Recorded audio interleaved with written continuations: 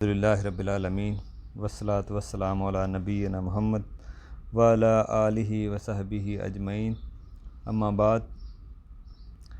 امام جوزی رحمہ اللہ زنا کی قباحتوں کا ذکر کرتے ہیں کہ آج کل جیسے دیکھیں زنا کی شکل بہت پھیل گئی ہے۔ حکومتوں کو اس میں چاہیے کہ سختی کریں، ایسے قانون بنائیں کہ تاکہ لوگ اس گناہ سے باز آئیں۔ دیکھیں جب آپ حکومتی لیول پہ کوئی ایسی حد مقرر کرتے ہیں، شریعت نے تو رکھی ہیں، لیکن اگر ہم اس پہ عمل کریں، ہمارے حکمران جو لیڈر ہیں وہ عمل کریں تو یہ کافی اس سے ڈر خوف سے یہ چیز ختم ہو سکتی ہے، اس طرح کی برائی۔ دیکھیں اللہ تعالیٰ قبول نہیں کرتا کہ اس کا ہی کوئی بندہ اور اس کی ہی بندی زنا کریں آپس میں، یہ سخت اللہ تعالیٰ ناراض ہوتا ہے۔ جیسے کوئی انسان ہے، وہ یہ قبول نہیں کرتا کہ اس کا غلام اور لونڈی جو اس کا ملازم ہے وہ آپس میں اس طرح کی حرکت کریں۔ ایک انسان یہ چیز برداشت نہیں کرتا تو اللہ تعالیٰ کیسے یہ چیز قبول کرے گا؟ کیونکہ اللہ تعالیٰ تو سب سے زیادہ غیرت مند ہے۔ تو اس لیے اللہ کے نبی کو خواب میں دکھایا گیا کوئی لوگ ننگے مرد عورتوں کو عذاب دیا جا رہا ہے، وہ ننگے ہیں۔ جب فرشتوں سے پوچھا تو کہا کہ یہ زنا کرتے تھے، اس لیے ان کو زنا کی وجہ سے عذاب مل رہا ہے، اور زنا کا عذاب تو آخرت میں ہے ہی ہے، عذاب قبر بھی اس میں رکھا گیا ہے۔ آخرت میں تو ہوگا ہی ہوگا، تو عذاب قبر بھی اس سے ملتا ہے۔ تو اس لیے اس طرح کتنا بڑا گناہ، اس سے بچیں۔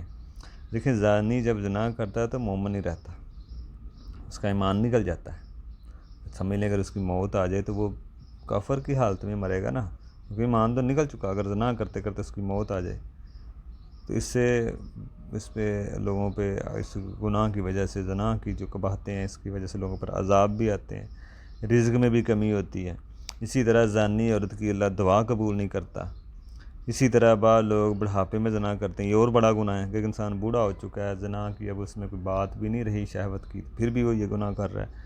اللہ تعالیٰ اس کو روز قیامت پاک نہیں کرے گا، گناہوں سے رحمت کی نظر سے نہیں دیکھے گا، تو جہنم میں جائے گا انسان۔ تو یہ باتیں ہیں کہ اللہ تعالیٰ کہتا ہے کہ اپنی شرمگاہ کی حفاظت کریں، اور جو کریں گے وہی لوگ جنت کے وارثین ہیں۔ تو اسی طرح آگے اللہ تعالیٰ فرماتا ہے نیک عورتوں کی علامتیں ہیں کہ وہ شوہروں کی فرما بردار ہوتی ہیں، شوہروں کی نافرمانی نہیں کرتی، اور اپنی عزت کی حفاظت کرتی ہیں، فرض نماز کے حق ادا کرتی ہیں، رمضان کے روزے رکھتی ہیں۔ یہ نیک عورت کی کچھ علامتیں ہیں۔ اسی طرح کے مسئلہ اگر زانی سے کوئی نکاح کرنا چاہے تو یہ جائز نہیں ہے۔ ہاں اگر کوئی توبہ کر لے، سچی توبہ کر لے تو پھر الگ مسئلہ ہے۔ اسی طرح دونوں اگر زانی ہوں تو کیا وہ شادی ہو سکتی ہے ان کی؟ دونوں شادی تو ان کی ہو جاتی ہے، لیکن بہتر یہ ہے کہ دونوں توبہ کریں۔ اسی طرح کے مسئلہ آگے، کیا حمل میں نکاح کرنا جائز ہے؟ دیکھیں اگر عورت حاملہ ہے اور اسی شخص کا حمل ہے تو بعض اہل علم اس طرف گئے ہیں کہ برائی سے بچنے کے لیے، بدنامی سے بچنے کے لیے اگر عورت توبہ کرتی ہے تو وہ نکاح ان کا کر دیں تاکہ برائی سے بچ جائیں، اور آپس میں مل نہیں سکتے جب تک بچہ پیدا نہ ہو جائے، یہ کرایا۔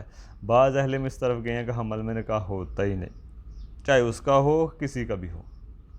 اختلافی مسئلہ ہے، اب آپ دیکھ لیں جو آپ کو بہتر لگے۔ اس میں دونوں طرف برائے اہل علم اس میں رائے موجود ہیں کہ باقی زنا کی مختلف حالتیں ہیں۔ بعض زنا بڑے لیول کا ہوتا ہے، جیسے کوئی اپنے ہمسائے سے زنا کرتا ہے تو یہ اور بڑا گناہ ہے۔ باہر کسی سے زنا کرنا، باہر اگر کوئی 10 عورتوں سے بھی زنا کرتا ہے تو اس سے بڑا گناہ کوئی اپنی ہمسائے سے زنا کرے۔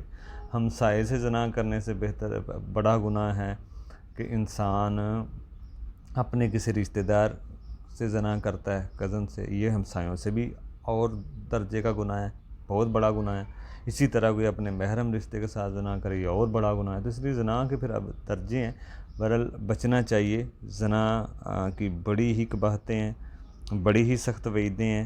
اللہ تعالیٰ ہمیں اس طرح کی برائی سے بچائے، کیونکہ اکثر لوگوں کو عذاب جو آئیں گے وہ اسی وجہ سے بھی عذاب آتے ہیں، اور بہت ساری ان کی دنیا میں بھی اس کی بہت ساری سزائیں ہیں، اور شریعت میں بھی آپ نے شریعت سے رکھی ہے۔ اگر کوئی مسلمان اگر کوئی شادی شدہ کرتا ہے اسے سنسار کر دیا جائے، کوئی غیر شادی شدہ کرتا ہے اسے کوڑے لگائے جائیں۔ دنیا میں بھی اس کی حد ہیں، اور آخرت میں بھی اس کی بہت بڑی سزائیں بیان کی۔ اللہ تعالیٰ ہمیں زنا جیسی بے حیائی برائی سے محفوظ رکھے۔